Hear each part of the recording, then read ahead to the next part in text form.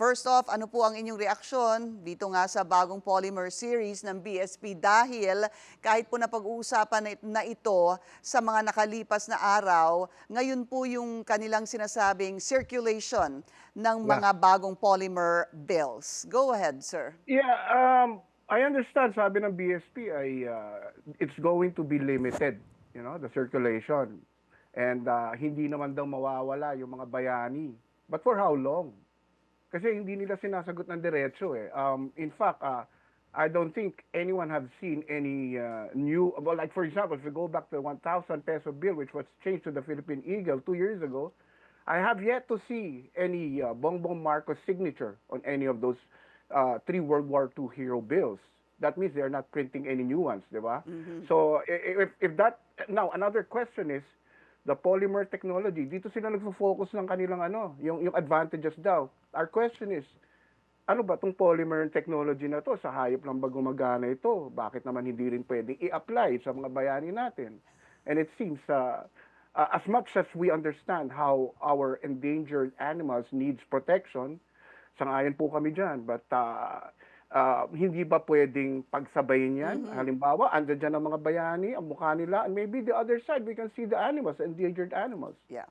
So, yun lang po, isa sa mga tanong. Puro tanong po kami at hindi po kinaklaro ng BSP. Wala pong diretsong sagot. Bayani, minsan kasi pagka sinasabing bayani, bakit niyo ba sinasabing bayani? Hindi naman bayani si Ninoy, hindi Yeah. din naman bayani si dating Pangulong Corazon Aquino. Well, of course they are. Of course they are.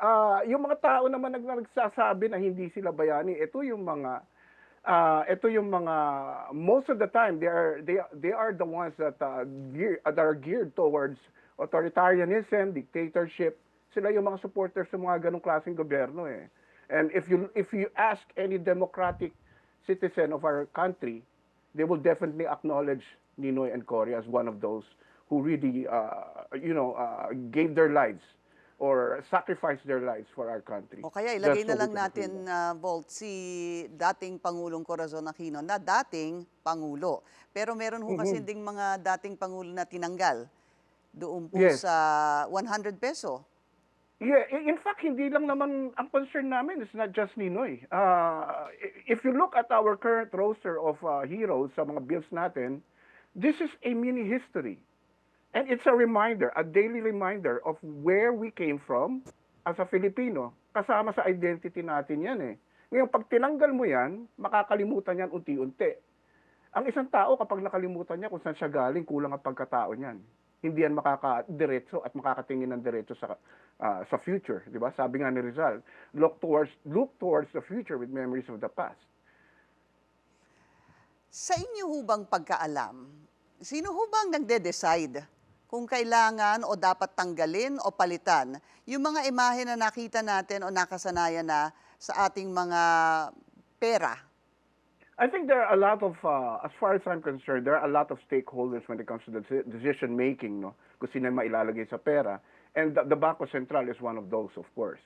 There will be, in fact, sometimes I'm not too sure about that, but there are definitely a lot of stakeholders. So hindi lang to isang stakeholder. So it's definitely a group discussion or evaluation before they decide on putting whoever they want to put sa ating mga pera. But if you ask me currently, lahat po ng mga lumaban from the past, even the Spanish occupation is before Bonifacio and Mabini were relegated to coins.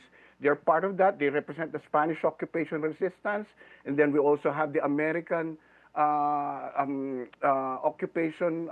When Manuel Quezon lobbied for the independence of the Philippines, the World War II, of course, 1,000 peso bill. And of course, even Manuel Rojas is very relevant. Why? Because he served as a transition president from Commonwealth to the Republic, di ba? And then, of course, the martial law resistance, which was which Ninoy represents. And hindi lang to si Ninoy, hindi ito Ninoy lang na Died tao, for. pagkatao nila. Which It's Ninoy died for.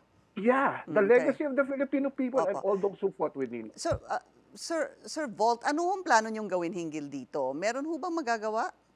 Well, as far as we are concerned, hindi naman kami, we will continue to work on something. In fact, we've already reached out to the other families of the heroes, and some of them have already signified their support, and maybe we will try to come up with possible initiatives or even mobilizations by January.